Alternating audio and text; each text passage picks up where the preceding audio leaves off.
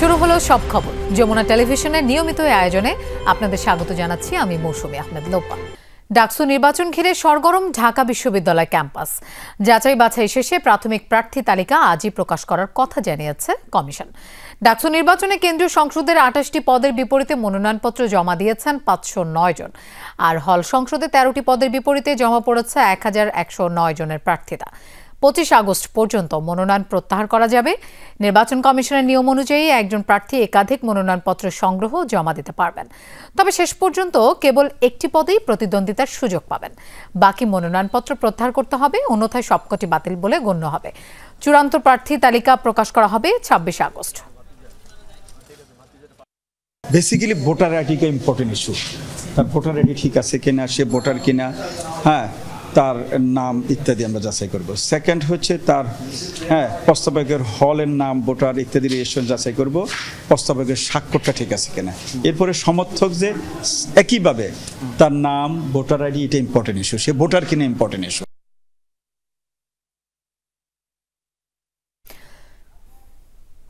ডাকসু নির্বাচন আয়োজনের নানা তথ্য জানবো। সহকর্মী সুমাইয়া ঐশী আমাদের সাথে যোগ দিচ্ছেন। ঐশী, কখন নাগাদ প্রাথমিক তালিকা প্রকাশ হতে পারে? কার্যক্রম কতদূর এগিয়েছে? যে নির্ধারিত সময় ছিল প্রার্থীদের খসড়া তালিকা প্রকাশে, সেটি পার হয়ে গিয়েছে। দুপুরে আমাদেরকে রিটার্নিং কর্মকর্তা জানিয়েছিলেন যে ৫টার দিকে খসড়া তালিকাটি প্রকাশ করা হতে পারে, তবে সেই সময় পার হয়ে গেছে। আমরা তাদের সঙ্গে যোগাযোগ করে যেটি জানতে পেরেছি, আরও কিছুটা সময় লাগবে, হতে পারে রাত ৮টার কিছু পরে হয়তো এই তালিকা প্রকাশ করা হতে পারে বলে আমরা ধারণা করতে পারছি। এখনও যাচাই বাছাইয়ের কাজ চলছে। নির্বাচন কমিশন থেকে আমাদেরকে জানানো হয়েছে যে কারিগরি ত্রুটির কারণে আসলে এই বিলম্ব হচ্ছে, এবং ঠিক সুনির্দিষ্ট সময় আমাদেরকে বলা হয়নি। বলা হচ্ছে যে তারা চেষ্টা করছেন যত দ্রুত সম্ভব খসড়া তালিকাটি প্রকাশ করতে, এবং এর মধ্যে কিন্তু সমস্ত যে ছাত্র সংগঠন বা ছাত্র সংসদগুলো রয়েছে তারা প্যানেল ঘোষণা করেছেন। আজকে আমরা দেখতে পেলাম যে বিকেলে স্বতন্ত্র শিক্ষার্থী ঐক্যের একটি প্যানেল ঘোষণা করেছেন, যেখানে ভিপি হিসেবে দাঁড়াচ্ছেন উমামা ফাতেমা, এবং একই সঙ্গে অন্যান্য যেই ছাত্র সংগঠনগুলো আছে তাদেরও প্যানেল ঘোষণা তারাও করে ফেলেছে। ফলে সব প্রস্তুতি সম্পন্ন হয়ে গেছে অন্যান্য দলের, এবং এখন কিন্তু আমরা দেখতে পাচ্ছি যে রিটার্নিং কর্মকর্তা সহ যারা সংশ্লিষ্ট আছেন তারা এই চূড়ান্ত এই যে খসড়া তালিকা সেটি প্রণয়নের প্রস্তুতি নিচ্ছেন। এবং আজকের পর কিন্তু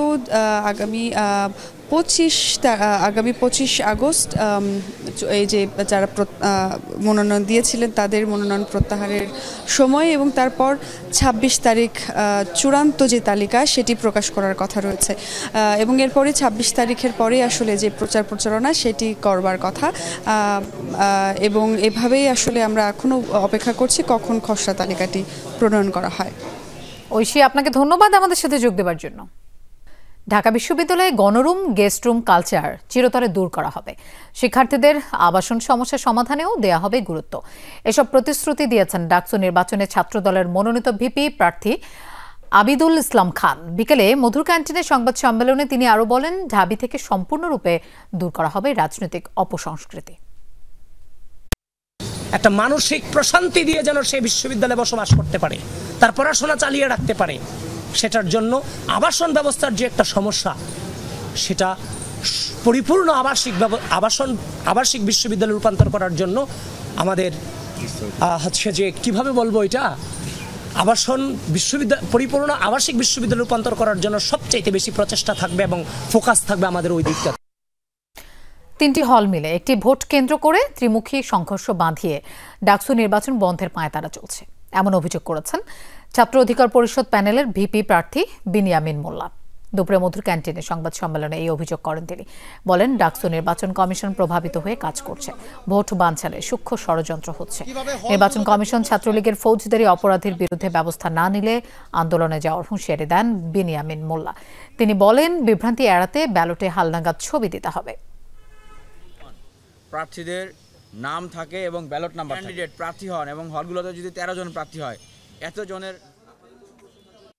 একটি দলের চাওয়ার প্রেক্ষিতে তাদের প্রভাবের কারণে ডাকসুর মনোনয়ন জমা দেওয়ার সময় একদিন বাড়িয়ে দেওয়া হয়। আর এইদিকে আমরা বিশ্ববিদ্যালয় প্রশাসনের কাছে বিশ্ববিদ্যালয়ের এই প্রায় 40,000 ভোটারের যে দাবি, প্রার্থীর যে দাবি, যৌক্তিক দাবি আমরা বলতেছি যে আপনারা নাম ব্যালট নাম্বারের পাশে ছবি যুক্ত করেন, এইটা তারা যুক্ত করতেছে না। ডাকসু নির্বাচনের প্যানেল ঘোষণা করেছে স্বতন্ত্র শিক্ষার্থী ঐক্য। প্যানেলের ভিপি উমামা ফাতেমা, জিএস আল সাদি ভুঁইয়া, এজিএস জায়েদ আহমেদ। প্যানেল ঘোষণার পর উমামা বলেন, 5 আগস্ট পরবর্তী যে চাওয়া, যে সংস্কারের প্রত্যাশা তা পূরণের জন্যই এই প্যানেল গঠন করা হয়েছে। ক্যাম্পাসে ছাত্ররাই ক্যাম্পাসের গতিপথ নির্ধারণ করবে বলে মন্তব্য করেন তিনি।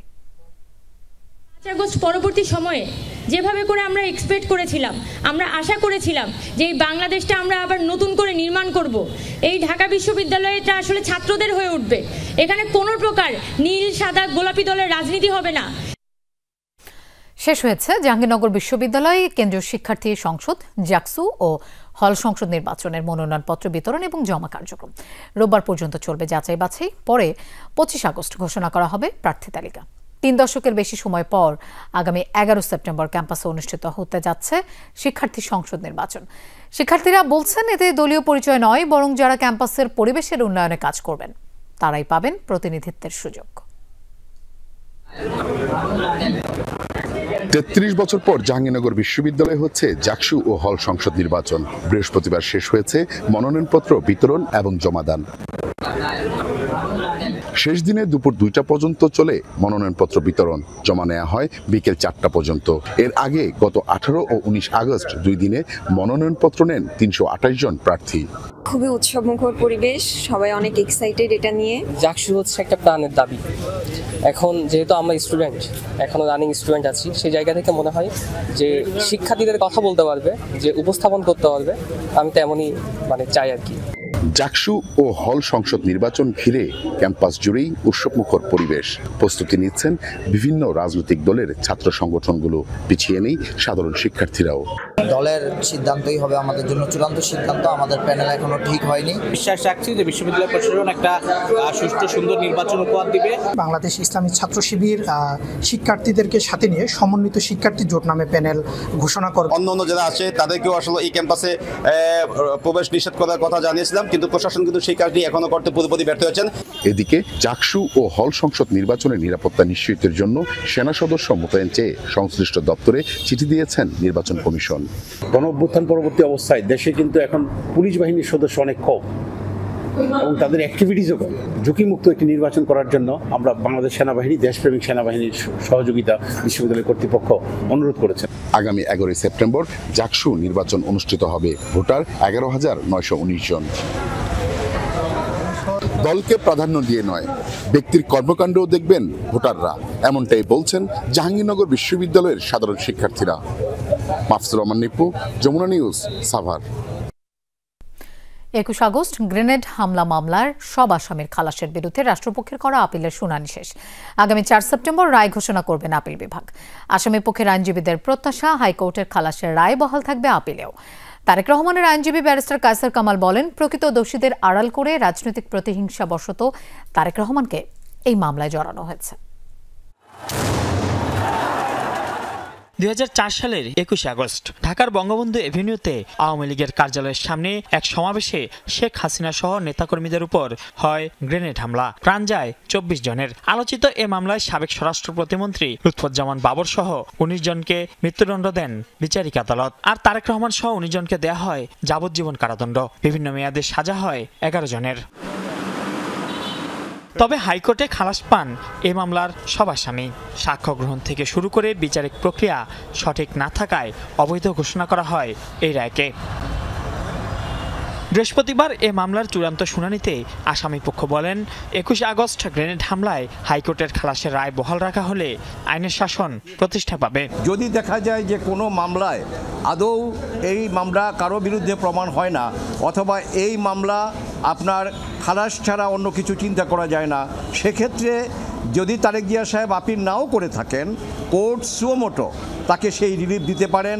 এবং যেটা আমরা হাইকোর্ট বিভাগে এই প্রার্থনা করার পর হাইকোর্ট বিভাগ সেখানে ওনার জাজমেন্টে এটা লিখেছেন যে non appealing accused also will get the benefit of the judgment. Tarique রহমানের আইনজীবী ব্যারিস্টার কায়সার কামাল বলেন, প্রকৃত দোষীদের বিচার নয়, বরং 21শে আগস্ট গ্রেনেড হামলাকে ভিন্ন খাতে প্রবাহিত করতে চেয়েছিলেন শেখ হাসিনা। প্রকৃত দোষীদের শাস্তি দিতে গেলে হয়তো থলের বিড়াল বের হয়ে যাবে, যে কারণে শেখ হাসিনা তার রাজনৈতিক উদ্দেশ্য এবং প্রতিহিংসার হিসাবে জনাব তারেক রহমান সাহেবকে এই মামলায় অন্তর্ভুক্ত করলেন। এই মামলায় লুৎফুজ্জামান বাবরের আইনজীবী বলেন, খালেদা জিয়াকে জড়াতে বারবার চাপ দেওয়া হয়েছিল। অভিযোগ, আসামিদের আটকে রেখে জবানবন্দি নেওয়া হয়েছে, যা নীতি বহির্ভূত। একজন বিচারক নিম্ন আদালতে যে ফাইন্ডিং দিয়েছেন, মনে হচ্ছে তিনি একটা রাজনৈতিক বক্তব্য দিচ্ছেন রায় লেখার ক্ষেত্রে। এইটা আমরা আদালতের নজরে এনেছি, নিম্ন আদালতের বিচারকদের জন্য এই ক্ষেত্রেও যেন কোনো একটা কিছু তারা বলেন। আর সর্বশেষ জনাব বাবর সাহেব যে কথাটা আমাকে প্রায়ই বলেন, তিনি বলেন যে তাকে এই মামলার আসামি করা হয়েছে কারণ তাকে বারবার বলা হয়েছে ম্যাডাম খালেদা জিয়ার বিরুদ্ধে বলার জন্য। তিনি এটা বলতে রাজি হন নাই, এই জন্যই বারবার তাকে এই ধরনের অনেকগুলো মামলায় আসামি করা হয়েছে। 4 সেপ্টেম্বর রায়ের মধ্য দিয়ে 21 বছর পর এ মামলার চূড়ান্ত নিষ্পত্তি হবে আপিল বিভাগে। মাইনুল মারুফ, যমুনা নিউজ, ঢাকা। জুলাই অভ্যুত্থানে আশুলিয়ায় 6 মরদেহ পোড়ানো এবং 4 আগস্ট একজনকে হত্যা মামলায় অভিযোগ গঠন করা হয়েছে। বিচার শুরুর আদেশ দিয়েছেন আন্তর্জাতিক অপরাধ ট্রাইব্যুনাল 2। সাক্ষ্য গ্রহণ 14 সেপ্টেম্বর। এদিকে এই মামলায় রাজসাক্ষী হতে আবেদন করেছেন আসামি এসআই শেখ আফজালুল হক। সকালে এই মামলায় গ্রেফতার 8 আসামিকে হাজির করা হয় ট্রাইব্যুনালে। মামলার আসামি 16 জন, তবে সাবেক সংসদ সদস্য সাইফুল ইসলাম সহ 8 জন পলাতক। তাদের পক্ষে আইনজীবী নিয়োগ দিয়েছেন ট্রাইব্যুনাল। এছাড়া চানখারপুলে 6 জন হত্যা মামলায় আন্তর্জাতিক অপরাধ ট্রাইব্যুনাল 1-এ 4র্থ দিনের সাক্ষ্য গ্রহণ চলছে। সাক্ষী দেবেন 2 জন। এর আগে এ মামলায় 6 জন সাক্ষ্য দিয়েছেন। একজন আসামি তিনি দোষ স্বীকার করেছেন এবং বলেছেন যে আমি আমার বিরুদ্ধে যে চার্জ গঠন করা হয়েছে সেটা স্বীকার করছি এবং আদালতে আমি আমার বক্তব্য দিয়ে এই মামলার ব্যাপারে আমি যা জানি সেটা বলতে চাই। কেউ যদি দোষ স্বীকার করে আমাদের তো আর নিষেধ করার কোনো সুযোগ নেই, কারণ দোষ স্বীকার করার মানে আমাদের মামলাটা আমরা প্রমাণ করতে সক্ষম হলাম। সুতরাং আদালত তার এই দোষ স্বীকারোক্তিটা, অর্থাৎ আজকে যে চার্জের পরে যে তিনি তার অপরাধ স্বীকার করেছেন সেটা নোটে নিয়েছেন এবং বিচারের জন্য আগামী 14 সেপ্টেম্বর দিন ধার্য করেছেন। সেই সময় থেকে সাক্ষ্য গ্রহণ শুরু হবে ওপেনিং স্টেটমেন্টের মাধ্যমে। জুলাই আগস্ট গণহত্যায় জাতিসংঘের প্রতিবেদনকে ঐতিহাসিক রিপোর্ট হিসেবে ঘোষণা করেছেন হাইকোর্ট। পাশাপাশি আগামী 3 মাসের মধ্যে এটিকে জুলাই রেভলিউশন 2024 হিসেবে গেজেট নোটিফিকেশন জারি করার নির্দেশ দিয়েছেন। বৃহস্পতিবার বিচারপতি ফাহমিদা কাদের ও বিচারপতি মুবিনা আসাফের সমন্বয়ে গঠিত হাইকোর্ট বেঞ্চ রায় ঘোষণা করেন। রিটকারী আইনজীবী মোহাম্মদ তানফির আহমেদ জানিয়েছেন, কেন জুলাই আগস্ট গণ অভ্যুত্থানের সময়ে মানবাধিকার লঙ্ঘন সম্পর্কিত জাতিসংঘের ফ্যাক্ট ফাইন্ডিং প্রতিবেদনকে ঐতিহাসিক দলিল হিসেবে ঘোষণা করা হবে না। পাশাপাশি ভবিষ্যৎ প্রজন্মের গবেষণা ও জ্ঞান আহরণের জন্য প্রতিবেদনটি কেন সংরক্ষণ করা হবে না তারও ব্যাখ্যা চাওয়া হয়েছে। এর আগে সুপ্রিম কোর্টের আইনজীবী মোহাম্মদ তানফির আহমেদ গত 13 আগস্ট হাইকোর্টে রিট করেন। আমরা চিন্তা করেছি যে এই রিপোর্টটা যেহেতু আন্তর্জাতিক একটি সংস্থার মাধ্যমে করা হয়েছে এবং এই রিপোর্টের সরকারের কোনো ইনফ্লুয়েন্স নাই এবং এই সময়ে কোনো সরকার দলীয় সরকার নাই, সেই জন্য এই রিপোর্টটাকে ঐতিহাসিক রিপোর্ট হিসেবে চেয়েছিলাম। দর্শক, রাজধানীর ইঞ্জিনিয়ারিং ইনস্টিটিউটে শুভ জন্মাষ্টমী উপলক্ষে বাংলাদেশ হিন্দু বৌদ্ধ খ্রিস্টান কল্যাণ ফ্রন্ট আয়োজিত শুভেচ্ছা বিনিময় অনুষ্ঠানে ভার্চুয়ালি যোগ দিয়ে কথা বলছেন বিএনপির ভারপ্রাপ্ত চেয়ারম্যান তারেক রহমান। আমরা সরাসরি সেখানে চলে যাচ্ছি। শ্রীকৃষ্ণের আবির্ভাবের পর ধ্বংস হয় খুনি স্বৈরাচারী রাজা কংস। প্রিয় ভাই বোনেরা, গত 1 দশকেরও বেশি সময় ধরে বাংলাদেশের জনগণ কংসরূপী এক ফ্যাসিস্টের দুঃশাসন, অত্যাচার, নির্যাতন দেখেছে। জুলাইয়ের গণ অভ্যুত্থানে হাজারো শহীদদের আত্মত্যাগের মধ্য দিয়ে কংসরূপী ফ্যাসিস্টের কবল থেকে এই বাংলাদেশ এবং বাংলাদেশের গণতান্ত্রিকামী মানুষ মুক্ত হয়েছে। এই স্বৈরাচারের পতনের পর দেশে এখন গণতন্ত্রকে প্রাতিষ্ঠানিক রূপ দেবার যাত্রা শুরু হয়েছে। জনগণের প্রত্যক্ষ ভোটে নির্বাচিত জনপ্রতিনিধিদের দ্বারা জনগণের প্রতি দায়বদ্ধ সংসদ এবং সরকার গঠন না হওয়া পর্যন্ত গণতন্ত্র উত্তরণের যাত্রাপথ কিন্তু ঝুঁকিমুক্ত নয়। প্রিয় ভাই বোনেরা, বর্তমানে ফ্যাসিবাদ মুক্ত বাংলাদেশে রাষ্ট্র এবং রাজনীতিতে জনগণের অধিকার প্রতিষ্ঠার লক্ষ্যে অন্তর্বর্তীকালীন সরকার আগামী ফেব্রুয়ারি মাসে জাতীয় নির্বাচন অনুষ্ঠানের সম্ভাব্য সময় নির্ধারণ করেছে। কিন্তু আমরা খেয়াল করে দেখছি আজকের এই অনুষ্ঠানে কিছু কিছু বক্তা তাদের বক্তব্যেও বলেছেন একটি বিষয়। কি সেই বিষয়টি? সেই বিষয়টি হচ্ছে এই নির্বাচন অনুষ্ঠান নিয়ে কোনো রাজনৈতিক ব্যক্তি বা গোষ্ঠীর বক্তব্য, মন্তব্য কিংবা নিত্য নতুন শর্ত বা শর্তের প্রস্তাবনা সামগ্রিকভাবে জনমনে বিভ্রান্তি সৃষ্টির একটি কারণ হয়ে দাঁড়িয়েছে। প্রিয় ভাই বোনেরা, আপনাদের নিশ্চয়ই মনে আছে অবাধ, সুষ্ঠু এবং নিরপেক্ষ নির্বাচনে ভোট দেবার সুযোগ পেলে জনগণ বিএনপিকে রাষ্ট্র পরিচালনার দায়িত্ব দিতে পারে এই ভয়ে পলাতক স্বৈরাচার বিএনপির বিজয় ঠেকাও এর মতন অন্তর্ঘাতী অপরাজনীতি চালু করেছিল। দেশের নির্বাচনী ব্যবস্থাকেও গত 17 বছর ধ্বংস করে দিয়েছিল। সেটি লোকাল ইলেকশন থেকে শুরু করে জাতীয় নির্বাচন থেকে শুরু করে প্রায় প্রত্যেকটি জায়গায় একই অবস্থা হয়েছিল। তবে আশ্চর্যের বিষয় হলো স্বৈরাচার মুক্ত বাংলাদেশে এবার ক্ষমতাসীন সরকার নয়, বরং ফ্যাসিবাদ বিরোধী আন্দোলনের রাজপথের সহযোদ্ধা কতিপয় রাজনৈতিক ব্যক্তি এবং গোষ্ঠীর আচরণেও সেই পলাতক স্বৈরাচারের সরকারের মতন বিএনপির বিজয় ঠেকাও প্রবণতা লক্ষ্য করা যাচ্ছে। বিএনপির বিজয় ঠেকানোর অপরাজনীতি করতে গিয়ে বিতাড়িত ফ্যাসিবাদী সরকার দেশকে একটি তাবেদারি রাষ্ট্রে, একটি বিশাল বড় জেলখানায় পরিণত করেছিল। বর্তমানে ফ্যাসিবাদ মুক্ত বাংলাদেশেও যারা মনে করছেন নির্বাচন দিলে জনগণ ভোট দিয়ে বিএনপিকে সরকার গঠনে সহায়তা করবে, যারা এই চিন্তা থেকে বিএনপির বিজয় ঠেকানোর জন্য নানা রকম অপকৌশলের বা শর্তের বেড়াজালের আশ্রয় নিচ্ছেন, তাদের দৃষ্টি আকর্ষণ করে বলতে চাই, রাজনীতিকে রাজনীতি দিয়েই মোকাবেলা করুন। জনগণের শক্তির উপরে আস্থা এবং বিশ্বাস রাখুন। বিএনপির বিজয় যদি জনগণ দিয়েই থাকে, সেই বিজয় ঠেকাতে গিয়ে জনগণের রায় প্রদানের পথ রুদ্ধ করবেন না। প্রিয় ভাই বোনেরা, বাংলাদেশে জাতীয় নির্বাচনে পিআর পদ্ধতি নিয়ে অনেকেই অনেক কথা বলেছেন। আমিও এর আগে সংক্ষেপে কিছু কথা তুলে ধরেছি। আজ আবারও সংক্ষেপে আপনাদের সামনে কিছু কথা, দু একটি কথা এ ব্যাপারে আপনাদের সামনে তুলে ধরতে চাই।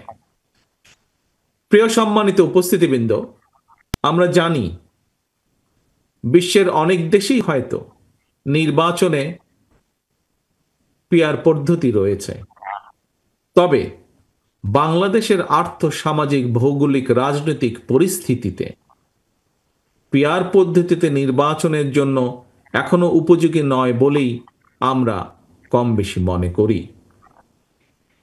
কাকে কিংবা কোন ব্যক্তিকে ভোট দিয়ে নিজেদের প্রতিনিধি হিসাবে নির্বাচিত করে সংসদে পাঠানো হচ্ছে, অবশ্যই জনগণের সেটি জানার অধিকার রয়েছে। কিন্তু প্রস্তাবিত যে পিআর পদ্ধতি, এই পিআর পদ্ধতিতে কোন ব্যক্তিকে নির্বাচিত করা হচ্ছে, জনগণের সেটি জানার পরিষ্কার কোনো সুযোগ নেই। যে কারণে রাজনৈতিক দল বা ব্যক্তি বা যে কোনো রাজনৈতিক দল বা ব্যক্তি জাতীয় সংসদে কিংবা সরকারে প্রতিনিধিত্ব করতে চাইলে অবশ্যই তাদেরকে জনগণের মুখোমুখি হয়ে জনগণের আস্থা বিশ্বাস অর্জনের মাধ্যমে জনগণের রায় অর্জন করা জরুরি। প্রিয় উপস্থিতি, পিআর পদ্ধতি এবং আরো দু একটি ইস্যুতে গণতান্ত্রিক রাজনৈতিক দলগুলোর মধ্যে কিছুটা ভিন্ন মত রয়েছে। এই ধরনের ভিন্ন মত গণতান্ত্রিক বিশ্বে স্বীকৃত, এটি গণতন্ত্রের সৌন্দর্য। তবে বাস্তবতার নিরিখে প্রতিটি ইস্যুই সময়ের সাথে সাথে সুন্দরভাবে সমাধান হয়ে যাবে বা সমাধান করা যাবে বলে আমি বিশ্বাস করি ইনশাল্লাহ। যারা আসন্ন নির্বাচনকে সামনে রেখে পরিস্থিতি ঘোলেটে করার অপচেষ্টা করছেন, এর মাধ্যমে আপনারা হয়তো নিজেদের অজান্তেই গণতন্ত্রের উত্তরণের পথকে বাধাগ্রস্ত করে তুলছেন। একই সাথে পতিত পরাজিত পলাতক স্বৈরাচার পুনর্বাসনের পথও হয়তোবা সুগম হচ্ছে যদি আমরা গণতন্ত্র উত্তরণের পথে শর্তের পর শর্ত আরোপ করতে থাকি। প্রিয় উপস্থিতিবৃন্দ, সম্মানিত ভাই ও বোনেরা, গণতান্ত্রিক আন্দোলনের সহযোদ্ধাদের প্রতি আমার বিনীত আহ্বান, গণতান্ত্রিক রাজনৈতিক দলগুলোর নিজেদের মধ্যেকার বিরোধ এমন পর্যায়ে নেওয়া উচিত হবে না যেই বিরোধকে পুঁজি করে পরাজিত ফ্যাসিবাদ নিজেদের অপকর্মগুলোকে জাস্টিফাই করার সুযোগ নিতে পারে। আমরা মনে করি প্রতিটি ইস্যুতে প্রত্যেকটি রাজনৈতিক দলের ঐক্যমত হতেই হবে, এটি এমন কোনো জরুরি নয়। তবে অবশ্যই স্বৈরাচার, পলাতক স্বৈরাচার বা ফ্যাসিবাদের যে পলাতক স্বৈরাচার বা যে পলাতক ফ্যাসিবাদ, তাদের পুনর্বাসন ঠেকানো কিংবা দেশকে তাবেদার মুক্ত রাখার মতন স্বাধীনতা, সার্বভৌমত্ব এবং জাতীয় স্বার্থ সংশ্লিষ্ট ইস্যুগুলোতে অবশ্যই ঐক্যমত এবং ঐক্যবদ্ধ থাকা অত্যন্ত জরুরি। দর্শক, জন্মাষ্টমীর অনুষ্ঠানে ভার্চুয়ালি যোগ দিয়ে কথা বলছেন বিএনপির ভারপ্রাপ্ত চেয়ারম্যান তারেক রহমান। আমরা সরাসরি সেখানে ছিলাম। সংস্কার কমিশনের প্রস্তাবের আগেই স্বপ্রণোদিত হয়ে সংস্কার করে যাচ্ছে সংশ্লিষ্ট প্রতিটি মন্ত্রণালয়, একথা জানিয়েছেন প্রধান উপদেষ্টার প্রেস সচিব শফিকুল আলম। উপদেষ্টা পরিষদের বৈঠক শেষে রাজধানীর ফরেন সার্ভিস একাডেমিতে ব্রিফিংয়ে তিনি জানান, পাচার হওয়া টাকার একাংশ ফেরত আনার কাজ চলছে। রোহিঙ্গাদের নিয়ে আন্তর্জাতিক সম্মেলনে অংশ নিতে 25 আগস্ট কক্সবাজার যাবেন প্রধান উপদেষ্টা। প্রধান উপদেষ্টার তেজগাঁও কার্যালয়ে উপদেষ্টা পরিষদের বৈঠক অনুষ্ঠিত হয় সপ্তাহের শেষ কার্যদিবসে। সভাপতিত্ব করেন অন্তর্বর্তী সরকার প্রধান ডক্টর মোহাম্মদ ইউনূস। বৈঠকে সরকারের নীতি নির্ধারণী বিভিন্ন গুরুত্বপূর্ণ বিষয় নিয়ে আলোচনা হয়।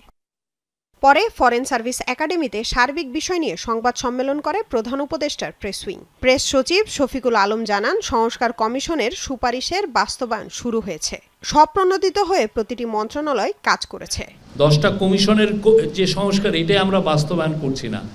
এছাড়াও প্রত্যেকটা মিনিস্ট্রি এই আমাদের গভর্নমেন্টের দায়িত্ব গ্রহণ করার পরের থেকে তারা সবাই স্বপ্রণোদিত হয়ে এবং নিজেরা আইডেন্টিফাই করে অনেকগুলো কাজ করেছেন।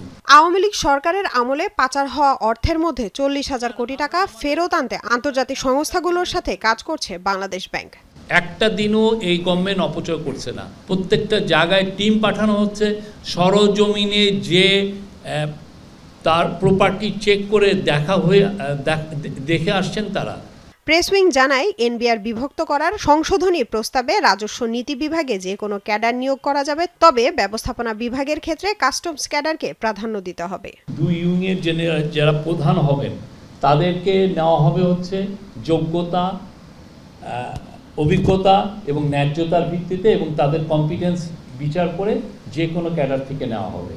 রোহিঙ্গা সমস্যা সমাধানে কক্সবাজারে 24 আগস্ট থেকে 3 দিনের আন্তর্জাতিক সম্মেলন অনুষ্ঠিত হবে। এতে যোগ দেবেন প্রধান উপদেষ্টা। 24, 25, 26 তারিখে রোহিঙ্গা একটা কনফারেন্স হচ্ছে। রোহিঙ্গা ক্রাইসিসটাকে আবার ইন্টারন্যাশনালি যাতে মেজর ডিসকাশনের বিষয় হয়, সেটার জন্য আমরা এইটাকে হাইলাইট করার জন্য তিনটা বড় ইন্টারন্যাশনাল কনফারেন্স করার আমরা প্ল্যান নিয়েছি। ব্রিফিংয়ে জানানো হয়, কূটনৈতিক পাসপোর্ট থাকলে এখন থেকে পাকিস্তানে ভিসা ছাড়াই ভ্রমণ করা যাবে। এক্ষেত্রে পাকিস্তানের নাগরিকরাও একই সুবিধা পাবেন। যারা পাকিস্তানের কূটনীতিক ভিসা পাসপোর্ট হোল্ড করছেন তারাও বাংলাদেশে সফর করতে পারবেন। লামিয়া তিথি, যমুনা নিউজ, ঢাকা। সংসদীয় আসনের সীমানা পুনর্নির্ধারণের বিষয়ে সবার বক্তব্য আমলে নিতে ইসির প্রতি আহ্বান জানিয়েছে জামায়াতে ইসলামী। বিকেলে নির্বাচন ভবনে সিএসির সাথে জামায়াতের প্রতিনিধি দলের সাক্ষাৎ অনুষ্ঠিত হয়। সাক্ষাৎকালে জামায়াতে ইসলামের সহকারী সেক্রেটারি জেনারেল হামিদুর রহমান বলেন, বিগত বছরগুলোতে রাজনৈতিক সংকটের মূল কারণ ছিল নির্বাচন, তাই এখন পিআর পদ্ধতি সর্বোত্তম পদ্ধতি বলে মনে করছে জামায়াতে ইসলামী। জনগণ চাইলে অবশ্যই পিআর পদ্ধতি মানতে হবে বলেও মন্তব্য করেন তিনি। বলেন, এই দাবি নিয়ে মাঠে থাকবে জামায়াতের পাশাপাশি নির্বাচনের প্রস্তুতিও নেবে। ওনারা রিভিউ করে কিছু আসন, মোট 39টি আসন ওনারা ঠিক করেছেন। সবার বক্তব্যকে যাতে অ্যাকোমোডেট করা হয়, সবার হিয়ারিংটা যাতে হয়, প্রত্যেকের রাইট এস্টাবলিশ হয়, এটা আবার আইনি প্রক্রিয়া গিয়ে মামলায় পড়ে আবার ঝুলে না যায়। মূলত এটাই কমিশনকে হেল্প করার জন্য আমরা এসেছি। অ্যাক্টিভেটেড কার্বন ডিওডোরাইজার যুক্ত কঙ্কা ফ্রিজে এক খাবারের গন্ধ অন্য খাবারে যেতে পারে না। রাজধানীর নিউ মার্কেট এলাকায় আবারও সংঘর্ষে জড়িয়েছে ঢাকা কলেজ ও সিটি কলেজের শিক্ষার্থীরা। আহত অন্তত 3 জন। বেলা 11:30টার দিকে সংঘর্ষের শুরু। রমনা জোনের ডিসি জানান, গত পরশুদিন কোচিং সেন্টারে 2 কলেজের শিক্ষার্থীদের মাঝে কথা কাটাকাটির জেরে আজকের সংঘর্ষ। পরিস্থিতি নিয়ন্ত্রণে পুলিশ সদস্যরা ঘটনাস্থলে উপস্থিত রয়েছেন।